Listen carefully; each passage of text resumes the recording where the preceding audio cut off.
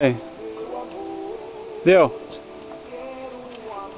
Pega esse troço aí, tia, de uma vez aí e para de reclamar. Troço. Tá sempre reclamando dos troços. Vamos, reage aí, tá gravando, cara? A carne crua aí. Carne crua. Corta aí, ela berra. Tá pescado. Tá pecado até os olhos, satisfeito. Pode o cachorrinho vai vibrar, porque vai sobrar carne crua aí, os montes. Beleza que não churrasquear. Vem, Kate. Tia, tu quer comer, tu come, tia. Então baixa o calção. Tá? Quer comer, tu come, senão tia, vai comer bolacha lá, ó. Tem bolacha lá. Baixa o Ó. calção que eu já como. Tá? Pô, que mania, tá sempre reclamando, cara. Ô, frescura, tá louco, tia?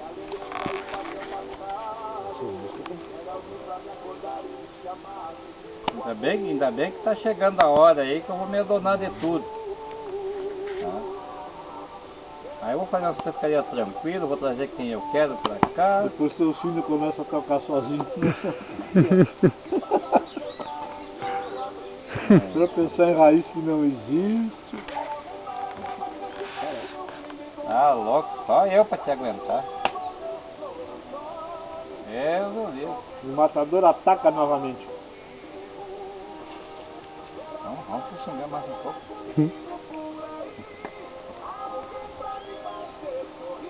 Não, só sem aturar essas tuas músicas aí. Dói. Sabe como é que eram as músicas que ele gostava? Agora sério mesmo. Música. Ele botava umas músicas na caminhonete lá em cima, lá, no barranco. Lá. Aquelas Vai longe. assim, essas que é as músicas dele. Eu não danço assim, né? Isso aí tá comprometendo. Essas aí compromete.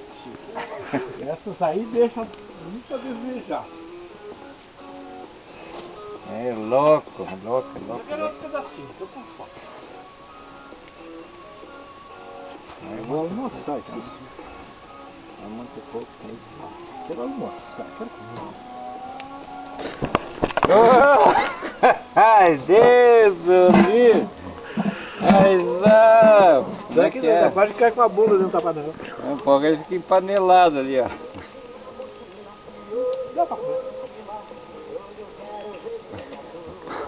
Como é que Ah, bati as costelas. é? Filmador, como é que chama? Câmera. Vídeo cacetado.